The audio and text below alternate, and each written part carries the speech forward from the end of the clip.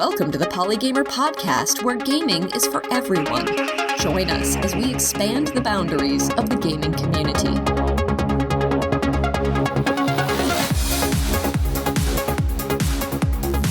Hello and welcome to the Polygamer Podcast, episode number 118 for Wednesday, October 20th, 2021. I'm your host, Ken Gagney. On my other podcast, Indie which I ran years ago, I had the opportunity to interview multiple musicians, including Dren McDonald and Jonathan Gear. I love the soundtracks of games. In fact, if you were to ask me what kind of music I listen to nowadays, I'd probably say video game soundtracks. It's the thing that comes up on my iPhone shuffle the most often. And yet we haven't really had many opportunities to look at that aspect of game design on the Polygamer podcast, only on Indie. Also on Indie, I had the opportunity to talk to Gwen Frey when she was working on The Flame and the Flood, which was produced here in Boston by the company Molasses Flood. Gwen has since left Molasses Flood to create her own game called Kine. The wonderful soundtrack was created by today's Polygamer guest, freelance composer and sound designer, Chel Wong. Hello, Chel. Hi. How are you today? I'm good. So, my first question for you, Chel, is you are an Ithaca grad. What are you doing in Boston? So, I was actually from this area. I grew up in the suburbs outside of Boston, and then I went to school at Ithaca. And then I started to get kind of homesick halfway into my time there, and I came back, moved in back home with my family to do a year of nonprofit education, burned out really badly, and then I kind of stumbled into game audio. I still live with my folks, actually, as does my older sister, and so like the four of us have lived together pretty much our entire lives, though I hopefully will plan to move out in the next 2 years. Awesome. So you have a bachelor's degree in music, but you didn't intend specifically to go into games when you studied that? Yeah, so I was originally going to be a band teacher, so I majored in music education, and then I failed. So yeah, I failed student teaching, which meant that I had to change my degree, so it became a Bachelor of Music with an outside field in education, which means basically nothing. So yeah, then my choice was either to go for another semester or to graduate on time. I changed my degree. I tried to do more education to get better at it, and then I kind of came to terms with the fact that maybe I should stop trying to fit a square peg in a round hole kind of thing. And then I was kind of lost for the first time in since 8th grade. I kind of knew what I wanted to do, but then I kind of found my way into game audio. Wow, that is amazing. I assume that you have been playing games for a while. So oh yeah. What was the light bulb moment where you said to yourself, wait a minute, I can take everything I've learned and apply it to this awesome medium? I actually didn't really write that much music before I started this career, really. I was playing games my whole life. Grew up on the N64 through GameCube and onward. I did have an NES, but then my dad threw it out, which is a still really sad moment. And besides that, though, I didn't really do much in terms of writing, but I found some people who needed some music and sound design for a game they're working on, and I came across some videos by Akash the Car about how to freelance in game audio, and I was like, well, it's either this or go to grad school for bass trombone. So I kind of went all in and said, what do I have to lose? And then fuck it. Here we are now. That's wonderful. And did you set out to be a freelancer, or were you looking for full-time salaried opportunities? I think early on in anyone's career, it's sometimes kind of hard to figure out what you want to do, and you're kind of open to everything, and you might have a rough idea of what you want your end goal to be. And so I think every composer more or less starts out as a freelancer because there's not really too many in-house positions, and the ones that there are that do exist, those are pretty competitive. So I wasn't just going to be I'm going to be a composer for Riot Games right now. No, me personally, I do like being a freelancer because I like a lot of the freedom of everything. I have narcolepsy, which made working in schools a nightmare. And it's always been something that kind of made me really paranoid about working in an office space because there's a really bad stigma against daytime sleeping. And I didn't know for a long time that I had narcolepsy. And so people just assumed that I was lazy or I just stayed up really late, even though I didn't. And so with freelancing, I can just kind of do that in my own time whenever. No one cares if I work at 2 a.m. or if I nap at 3 or when I do things. so I mostly just kind of work whenever I want to. I try and work basically 6 to 7 days a week, but very few hours relative to a normal work hour day. Yeah, I think freelancing is kind of nice because I also it takes a while to get to a position where you feel like you have the freedom to pick your own projects and to do basically whatever you want. But once I mean, I've always had an amount of freedom, but now that I'm here in a more established position, I'm actually really thankful, and I plan on doing this for a while until who knows, unless something comes around that makes me say otherwise. It sounds like a musician starts their career similar to how writers do. They have to just do freelance pieces or self-publish until they build up a portfolio that they can then shop around. Yeah. Awesome.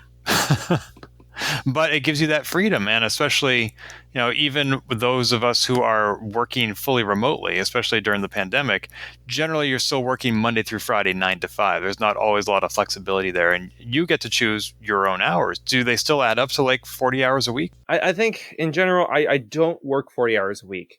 If you include all the work that I do outside of audio, then it might be. But in terms of pure audio work, it's probably more like 20 hours a week. But there's a lot of like overhead, and I am a very ridiculous human being that I don't think anyone should ever copy. But I network like 20 hours every week, and 12 of those hours, if not more, are all on Friday. And I'm starting to slow down finally, but it's not sustainable. I don't think it is, and yeah, so I started to do less, but for a while it was very much like 20 hours of networking every week, and now it's maybe more like 10 to 15, but sometimes 20. And yeah, there's still a lot of other things, keeping up with clients, freelancing, promoting stuff. There's just a lot of stuff happening all the time, and so sitting in front of a DAW is more like 20. And is the purpose of all that networking to find your next gig? Yes, and so the cynical answer is like yes. The more people I know, the higher chance that I have of finding work. But I am also just extremely extroverted, and during the pandemic, I was one at a loss of how to find new gigs, and two, just I miss hanging out with people. Yep. And so I found this group that was a really great networking group that I made a lot of really good friends through, and it was just really wonderful. And I thought that this is just a really great way of meeting lots of new people. And I kept going every week, and it's now just once a month, which is kind of sad. But for a while, I would go every week, and I'd be there the entire time. And people were like, "You're crazy." But there would always be regulars, and not everyone was there every week, but there was always people that I could reliably count on seeing. And if I didn't catch them one week, I'd catch them the next week. And so through this group, I made friends pretty quickly. And also I just felt like it was really great confidence booster, and everyone was just so kind and supportive. So that was just a really great way of having a social group, as well as meeting people in the industry, and all of a sudden more and more people are like, wow, you know everyone, and it just keeps going further and further and further. So what does this networking look like during the pandemic? It sounds like you have some virtual meetups you attend. What other sort of, like, are you cold tweeting or cold emailing people? I try to avoid doing that. I know some people get pretty frustrated. It's definitely not always bad, and some people are like, they get it, and the composers are very respectful of like, sorry, we already have someone. Me being me, I think it's really hard to find work through cold emailing, though I do know that some people have found success. But I just try to be the first person that someone thinks about. And so, like, friends ask friends for help, and if you need something, who's the first person that you think of? I want to be that person for a lot of people. And I'm probably a lot of people, like a lot more of certain people's than many other. That didn't make any sense. When composers have a niche community, they might be the first person that community thinks of. And I found my community, and that has been really helpful for me. I think that whichever community, and how you find it and how you communicate and upkeep with that community is different. And before I was like one of the composers that was really known in Boston for just the dev scene because I was very regular at all the meetups, but I didn't necessarily have any of the work because I kind of came into an already very established community. And even still, like the community that I have joined now that I jive most with and spend a lot of time, a lot of these people have been around for a long time. And so maybe I don't work with 99% of the people that I know and am friends with, but a lot of them at least they stand behind me and they have my backs and they're willing to either recommend me to other people, or maybe in the future they're like, hey, I have some availability. I actually can work with you. But mostly I just have friends. Which is a good thing to have, especially during these very isolating times. So this community that you've joined, is that Game Audio Boston that you're referring to? No, so this one is called the Games Industry Gathering. It's called, or the GIG for short. It's definitely gotten bigger and bigger, and I know that they let in a lot of audio people more and more recently, but at the same time, also, as much as I love my friends, it's also kind of exhausting to be like every single audio person I know wanting to join it too, because it is a curated group. And so what's really nice about it also is that it curates not just for roles that people have in the industry, but like what country they're from and gender and ethnicity. And so that's kind of really nice to have. But definitely, like, Game Audio Boston was one of my very first communities. And I'm going to be stepping down at the end of this year because I'm unfortunately spread too thin. But for a while, that was a huge part of my journey, just learning and growing as a composer, not really knowing anything about writing or music production. I learned all of that on the go. And so Game Audio Boston was a huge help to me in my earlier years, pre-pandemic. And tell us a little bit more about what Game Audio Boston is. How did you get involved with it? How did you get to be in this position where you now have to step down? So Game Audio Boston is one of several meetup groups in the Boston game dev area. We have the Boston Postmortem, which is even older than the IGDA, but is the IGDA's official Boston branch. And we also have Boston Indies and Women in Gaming, and one of the groups is Game Audio Boston. And so I would go to these events every last Tuesday of the month, and I would just sit and learn. But more than anything, I would get to know the people who were regulars. Unfortunately, running a meetup is very difficult, and some of the old organizers moved and they left. Unfortunately, a very common thing for game audio people in the Boston area is that they all go to the West Coast, and then all my friends are gone and they leave me. So then I ended up stepping up to help organize it. And two of our most senior members ended up leaving as well. And then I became the most senior member, and I had to bring on like 3 other people. And now I'm at a point where I have to step down because my life has started to change. And I guess I have a new chapter in my life where I have to step down from things that I've been a part of for a while. And I'll still be a member. I'll still go to meetups, but organizing stuff is just a lot of work. And all of a sudden you find yourself scrambling.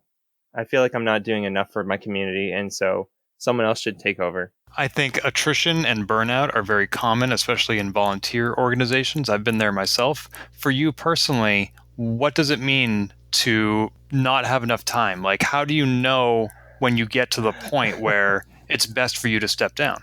So I am kind of bad at gauging things like that because I am kind of wearing myself thin in a lot of different ways.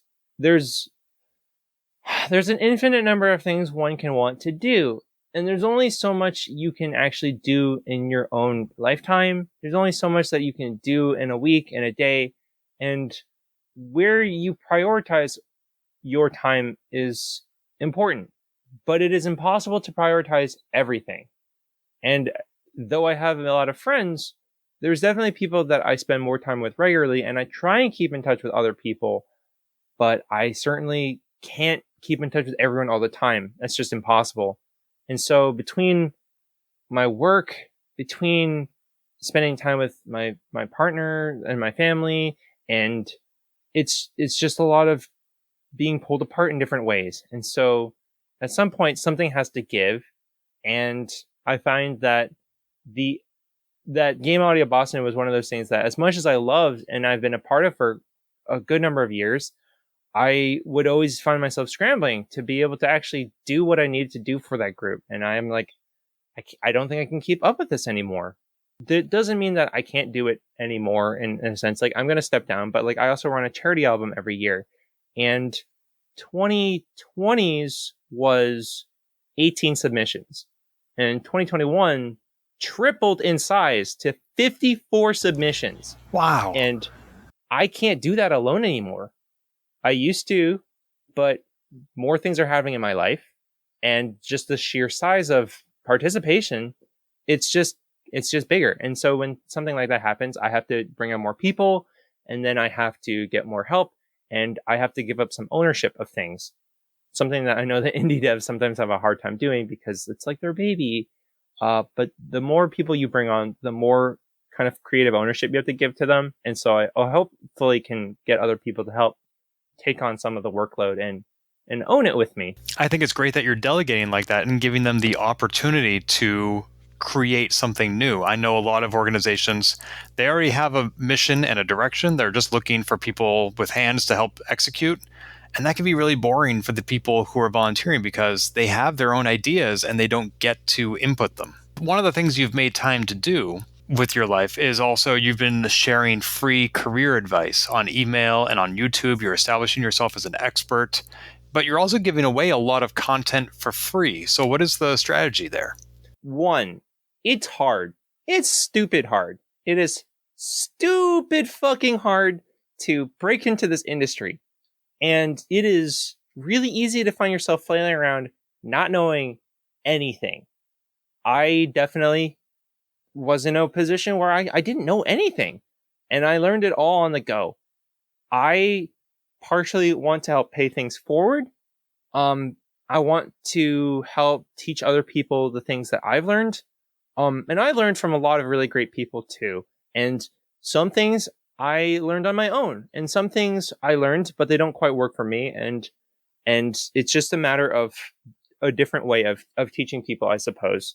And so I want to make sure that, one, as a discipline, game audio as a discipline, I want people to make sure that they are not exploiting themselves, that they are able to sustain themselves, and they can be happy, because I am not able to hire all of my friends. It's going to be the truth of the matter is that we can't we can collaborate, but we more often than not don't, unless it's for certain things and the budget's of a certain size. And so I want to be able to help my friends in different ways, and one of those ways is to help them help themselves through business knowledge and practical tools and all sorts of things like that. I do at some point in the future plan on building a paid freelance course where I will be a lot more meticulous in the information that I give and how explanatory things are, and a lot more in depth. And I want people to have good value, but I also maybe plan on, at least in the early days, giving some, like, I guess, quote unquote, scholarships to marginalized individuals and help give them a boost in the industry, because it's hard. It's really hard. So I don't know. I guess that's kind of my deal. And on the more cynical side of looking at things, like, yes, I am establishing myself as an expert, and therefore I am more desirable as a hireable composer, I guess. Just people trust me more to know my shit, which I do. So, I mean, I get to help people. I think that that's the most important thing. And people say nice things to me because I do that. Well, it sounds like even though you're potentially fostering your own competition, you see that it's a responsibility to make sure that the people who come after you have an easier time than you did. Is that right? Yeah, and something that not everyone necessarily thinks this, and that's okay. But when I was at GDC 2019 or 18, Power Up Audio had a little, like, hangout roundtable-y thing. I don't know exactly. But one thing that they said was, there is enough work for all of us to succeed. There are so many games that come out every day. There's so much out there that we can all succeed. And people trying to undercut others, people who do weird, shady, and scummy things, we don't know where they are now because those people don't last in the community. And game audio people are in general like really nice, really helpful, really just chill people. And it's just a very kind community, and they've been really good to me. And why would I don't see any point in trying to hoard things, especially because I can't do it all. I'm at a point where I'm actually at capacity. And when people come to me for wanting to work with me, I tell them that I'm not available until like 2022, or that if maybe they do really want to work with me, like I have a really high rate. Not everyone can afford me. And if they can't afford me, that's fine. I have a lot of other friends that are looking for work and that are maybe more in their price range. And so at least I can pass things around. Like there's never been a point where I could be a dragon and hoard all of the jobs. So why do that? I might as well just help other people, because I don't think I'll ever be, if I am ever in a drought, I think at least what goes around will come around. And it's good that not everybody can afford you, because if everybody could, then you're probably not charging enough. Yep. And every composer has different availability, as you said, also different styles. And if somebody comes to you and says, hey, I need this kind of music, you might say, that's not really my jam, but I know somebody who is a good fit. And that, reflects well on both of you. Yep. And I know everybody. Because you spend 12 hours a week networking. Yep. So let's talk about some of the jobs you have worked on. How did you get connected with Gwen Frey to work on Kine? I have a very big FOMO problem where I'm always paralyzed by the fear of missing out on things, which is definitely one of those things. Like, how do you know when to come back? And unfortunately, I spread myself way too thin because I have really bad FOMO. But with the meetup groups in Boston, like I said, there are like 5 groups. And for a while, we didn't even have a good form of communicating with each other. And there was actually a really nice catalyst moment that kind of united us all. But before that, there were definitely a lot of more intermittent and sparse meetups. When there was one meetup, normally we meet in Cambridge. We had one actually in the Prudential Center at Boston, and it was at the Microsoft store. And at that meetup, I saw Gwen. And I saw her like really briefly once before. She was pretty recognizable, and I didn't like know anyone. But I saw her, and she was very quietly like showing off a game to a couple of people. And it was a puzzle game, and it was music themed, and the stars aligned. Honestly, it was one of those moments where I just got really lucky, and I will never pretend that I wasn't lucky. I am extremely lucky, and I still think I am to this day. But I also went to 5 meetups every single month, and I just happened to go to one meetup that she was also at. So that was how we met. I happened to be who she was looking for. And she happened to be, well, she's really great. She's fantastic. And she has so much experience. And it was just really wonderful to work with, and was really supportive and helpful to me, also learning and growing as someone new to the industry as well. So that was my first game that launched. But I had a couple other games that I started working on before that. One of which I'm still working on. One of which was like canceled and it's kind of in limbo. But that's just kind of how it is. Yeah, and I do want to talk about some of those other games, especially Whisker Squadron and She Dreams Elsewhere, but I have a few more questions about Kine. Sure. With music being so integral to Kine, how did you decide what kind of music you wanted to implement? So that was a conversation that happened pretty early on. And so there are a couple things. I had an idea that I wanted the music to add on layers every time you beat a level. It didn't end up 100% being that way because there's like 10 levels in a set of levels. And so then it was like, okay, we'll do like 7 layers or something like that. And then there was a different thing that she wanted to make sure was true. And so I originally wrote this song that I liked, but it was kind of more on the quainter, lighter side of things. And so the biggest thing though was that she wanted the bass to be constant throughout the entire soundtrack. She wanted that when you went into levels and when you went out of levels, the bass line was always the same. I tried to give some push and pull on that, see if she would budge, and she wouldn't, because it was integral to a math pun. As an animator, a lot of Kine is actually secretly math puns. And that's her game, so she kind of has those. But that meant that I had a really hard time making sure that all the music was over the same bass line, and it ended up being a very modular thing. And so that took some trial and error. And what was my rough idea from the beginning, and her caveat made Kine essentially a incredibly modular soundtrack for the entire game. I'm curious, for her previous game, The Flame of the Flood, the movie Beasts of the Southern Wild was sort of required viewing. Did you have to watch La La Land to work on Kine? So she loved La La Land. I happened to see it.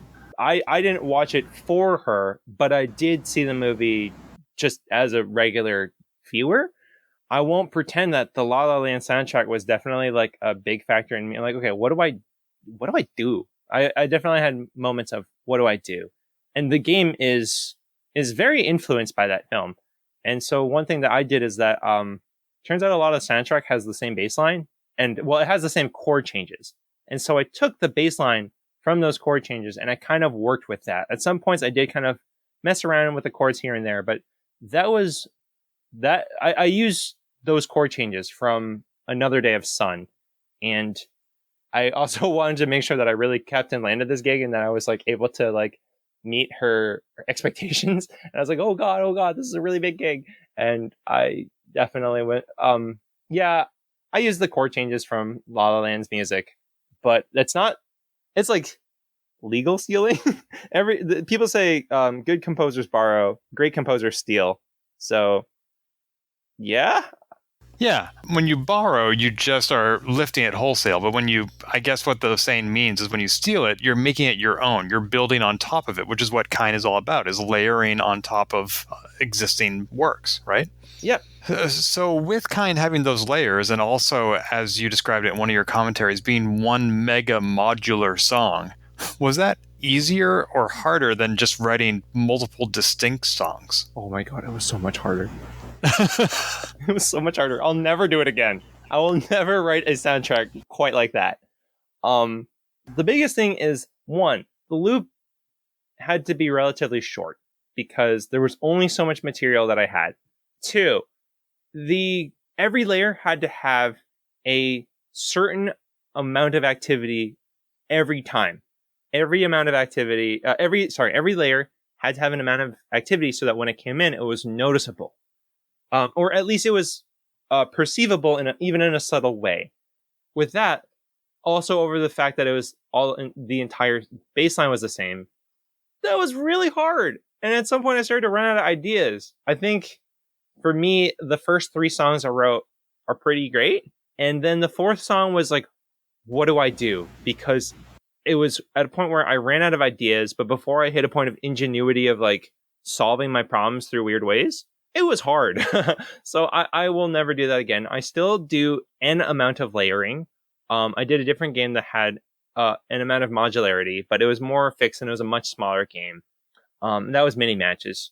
And then now with like Whisker Squadron, I'm doing like 2 versions of each song. There's like a basic version where there's the flight where you're flying, and then when you hit the boss at the end of the level, it goes into the boss version. And so that's like 2 versions of one song instead of it being 8 layers of a single song of an entire. It's like, oh man, 8 layers in a sub song and a song.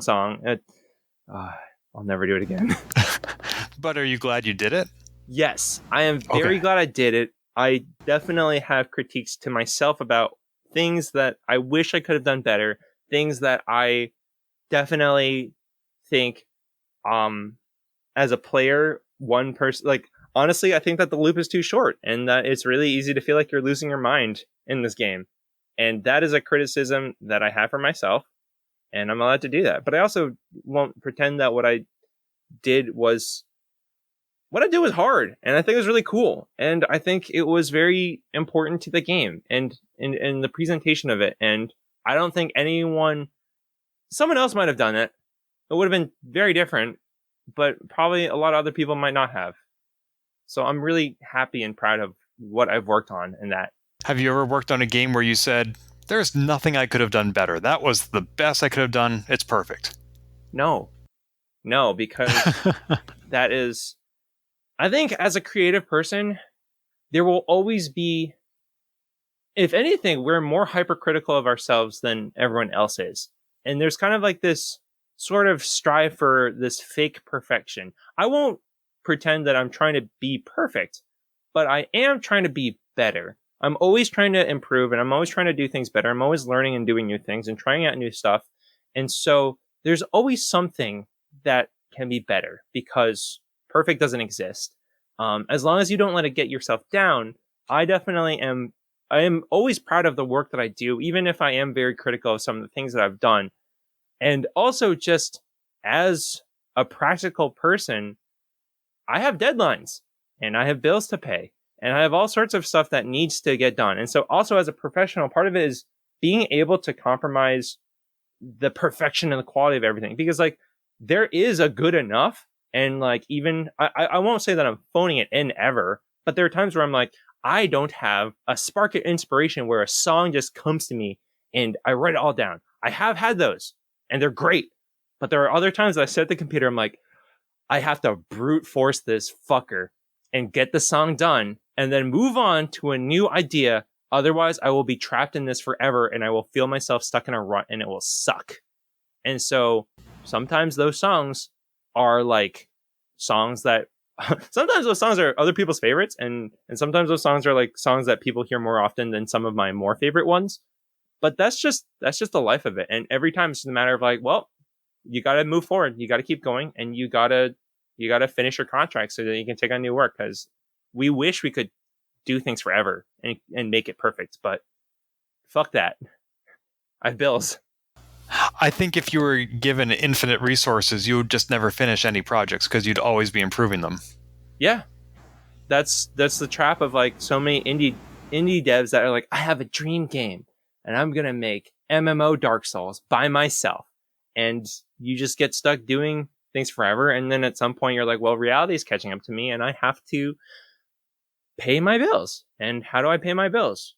Either through another job, or I have to make this job make money.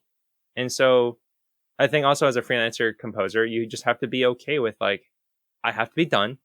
This is good enough.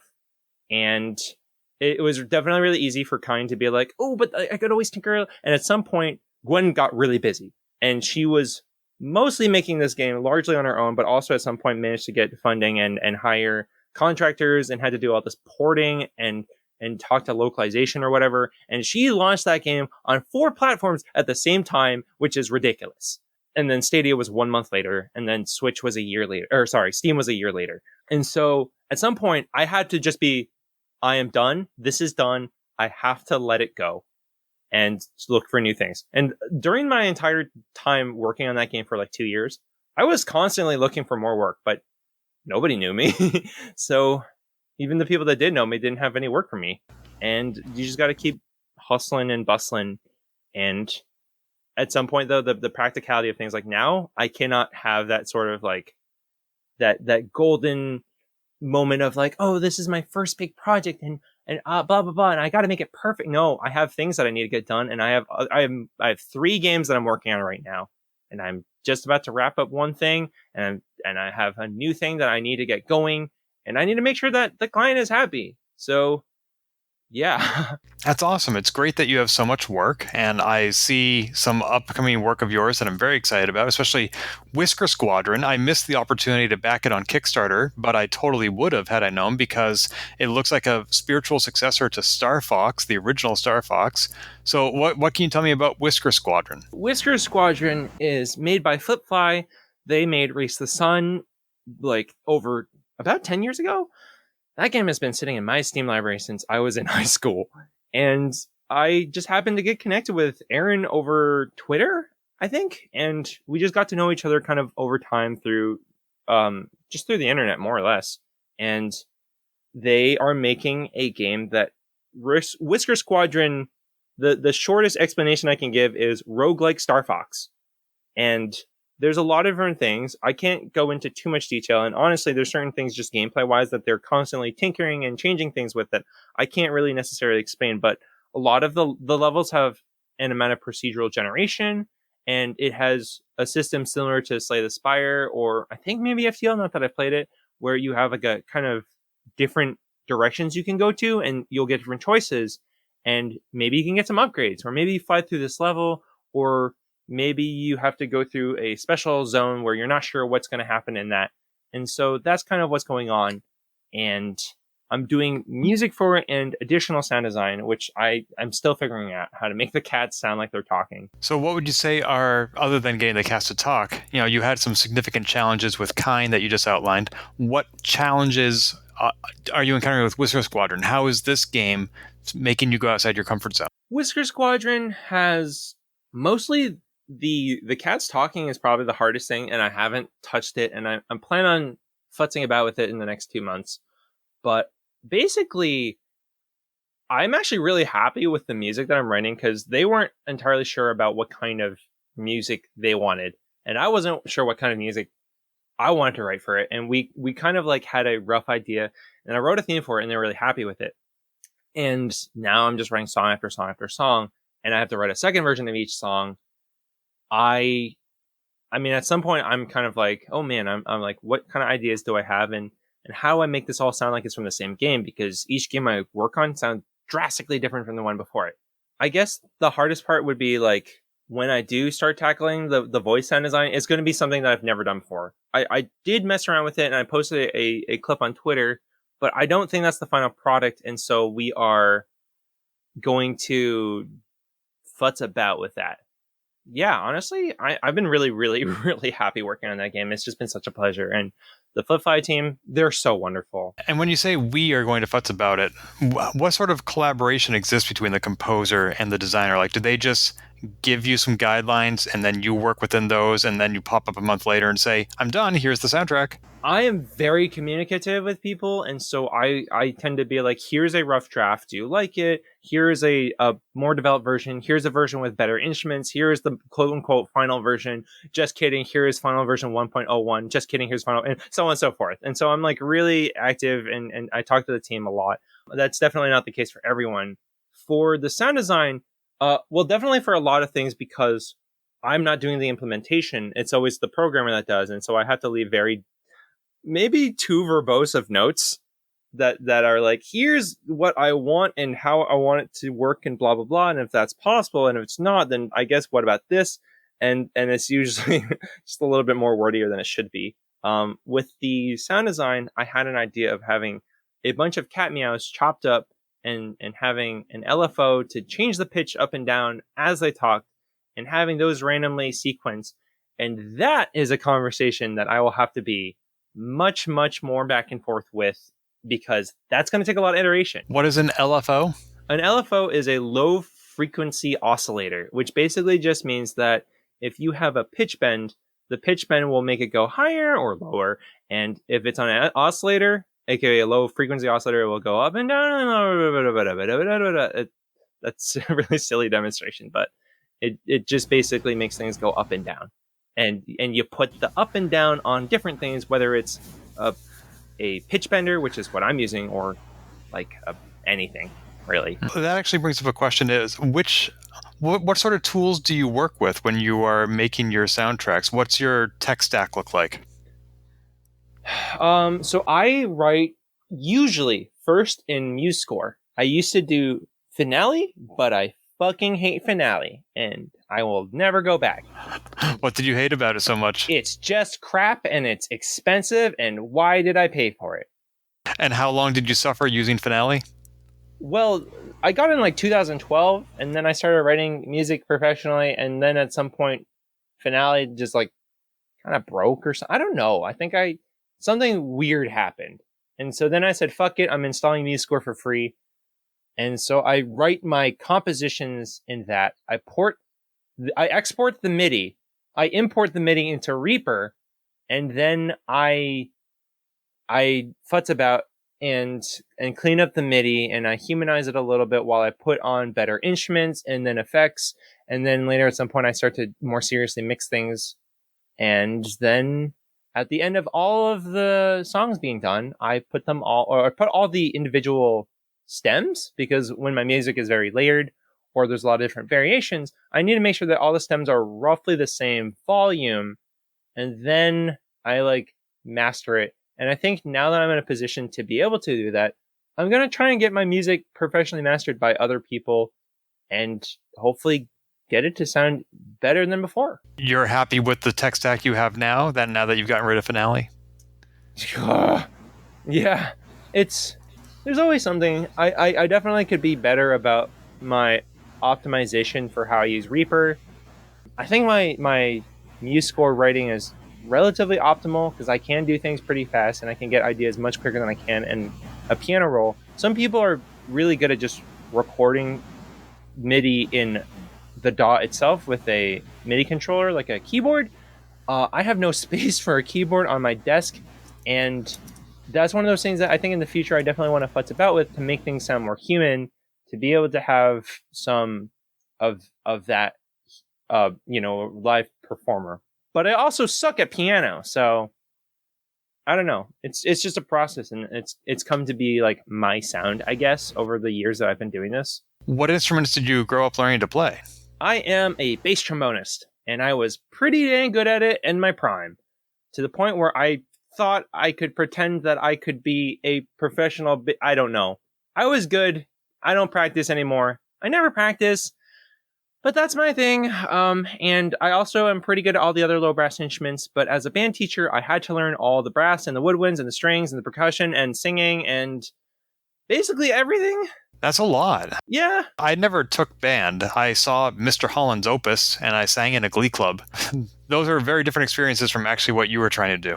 Yeah, you have to be. And one of the things for the degree that I had at Ithaca, which I still am fond of for the most part, it was hard. You had to be a high school level adept, maybe more like middle school level adept, but it's more like high school level of adept at each instrument, and you had to learn them all, and then you had to take proficiencies to make sure that you actually learned them all, and you had to practice them all, and it was hard. But you also had to practice your own instrument because of, ensembles and your solo stuff. And yeah, so I was a trombone player since 4th grade. I switched to bass trombone when I was 18. And yeah, that's my instrument. I just don't perform much anymore. I still like to, and I sometimes am a professional recorder for other composers. But yeah, now I'm mostly just writing music and teaching people how to make money and teach them investing. Given the career you now have, is there a different degree you wish you had gotten? So at Ithaca, there was music education, music performance, composition, and sound recording technology. The latter two, composition and sound recording technology, otherwise known as SRT, those two would be more applicable to my life now. I am actually glad that I didn't learn composition, because I think if I went to a conservatory and learned the traditional ways of writing music, I would feel a lot more trapped and in writing what I do. And part of why I feel really happy doing what I do is because I feel uninhibited, and I have a lot of like theory knowledge that I simply am. I have only 2 brain cells to think, so while I know my theory, I only use it when I really, really need to, or I hear something really cool. I'm like, how do I reproduce that? But mostly I just go with what I think sounds good. And I've been playing music my entire life that I have a pretty good intuition for it. And I have really good oral skills that I developed through school. But I do wish that I learned stuff about sound recording technology, sometimes even basic stuff like wrapping microphone cables, or like I had to Google a YouTube video how to do that. And there's so much more like mixing and live recording and all that stuff. That would be really helpful now. So if I ever did go back to school, not that I think I will, I would probably learn how to do more about that sort of stuff. If you were to go back to school, that would be a master's degree? Yeah, I mean, like I definitely wouldn't get a bachelor's again. So I would maybe get a master's degree in like learning more about production and mixing and mastering. But school's expensive and I am busy.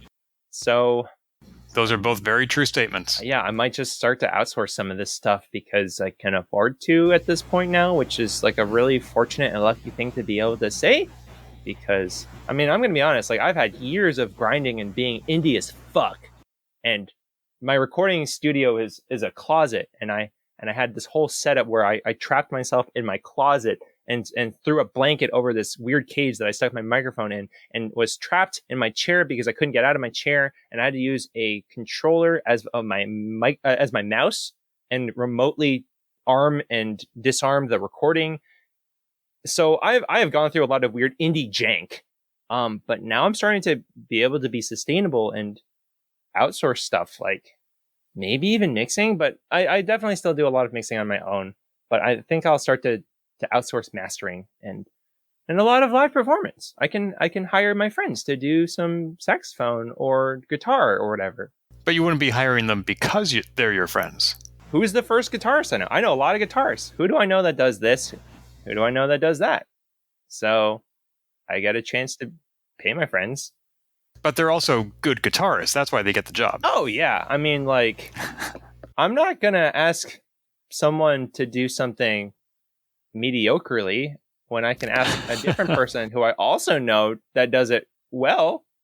Like, I mean, it's also maybe a matter of what you get, what you pay for. But like, I also believe that at a certain point, anyone can do the job. It's just a matter of how much are they charging for it. So yeah, I know a handful of guitarists. They're all very good. Excellent. So we're coming up on time. I got just like one or two more questions. One is that you worked on Kine, which is a music puzzler. You worked on Whisker Squadron, which is either a flight sim or a shooter. You are working on She Dreams Elsewhere, which is a surreal adventure RPG. These are all very different genres of video games. Do you have a favorite one to work in? You know, it's hard to say. I think part of why I love this career and I love my life so much now is I don't think I'll ever be bored because I am always challenged to try new things. And every time I hear people talk very passionately about their projects, my brain tinkers and whirs at all the ideas that are possible for these projects. When I first started writing music, I also didn't know what genre to write. And so for one of the very first games I worked on called Stratagem, there are like 16 different characters and I wrote 16 different themes. And there's rock and jazz and someone has like a Disney song and someone else has like drum and bass. And I basically was just fucking around and finding out with genres that I love. I've always wanted to work in a music game. I checked that off. I love puzzle games. I checked that off. So that was a really lucky thing to check two things off in my first game that launched. But I still really want to work in a fighting game that I haven't reached yet. And I don't know. I don't really know what is on the horizon, but I want to work with like maybe like double I studios, like larger indies and see what really cool stuff they come up with. Because there's no shortage of cool fucking shit.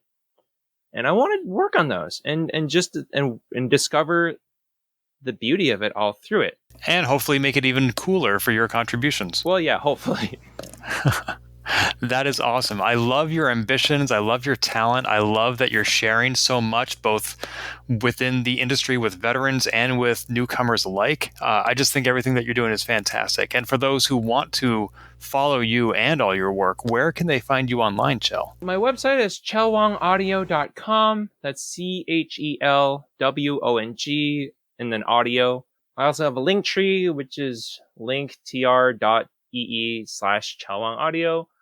That has basically everything. I'm also very active on Twitter, not so much on Instagram, and that's still at Chel Wong Audio. So through my link tree and my website, you can find everything, all my social media, my YouTube, my newsletter that I give out more free advice for up and coming composers to not exploit themselves. Yeah, I'm kind of everywhere, honestly. And what's the next thing that's coming out featuring your work? Whisker Squadron and She Dreams Elsewhere are both on the horizon. They should be launching in 2022. I don't think there are set dates for either of those, so don't hold me to that. But I also have something else that I'm not allowed to talk about. And so eventually I'll be able to say, hey, I've been working on this thing. But yeah, those 3 are what I've been working on right now, and the 2 that I mentioned are the public projects. So yeah, expect some more credits from me in 2022 and moving forward. Awesome. There will be links to all those in the show notes, including links to the Steam wish list for both of those games in the show notes at polygamer.net. Chel, thank you so much for your time. Thank you so much for having me.